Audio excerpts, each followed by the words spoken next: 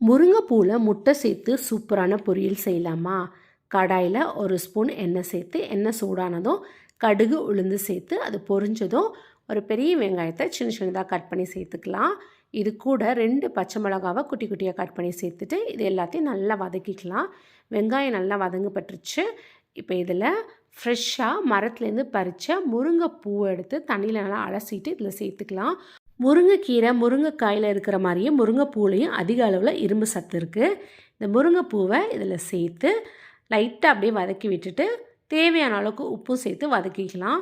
முருங்கைப்பூ எந்த அளவுக்கு நம்ம வதக்குறோமோ அந்த அளவுக்கு இந்த பொரியல் ரொம்பவே ருசியாக நல்லாயிருக்கும். இப்போ நல்லா வதங்கிருச்சு. 2 முட்டையை ஒரு கிண்ணத்தில் சேர்த்து அதில் கொஞ்சமாக மஞ்சத்தூள் உப்பும் சேர்த்து நல்லா மிக்ஸ் பண்ணி விட்டு இதில் சேர்த்துக்கலாம். ஒரு நிமிஷத்துக்கு அப்படியே விட்டுட்டு அதுக்கப்புறம் கிளறி விட்டோன்னா ஈஸியாக கிளற வரும்.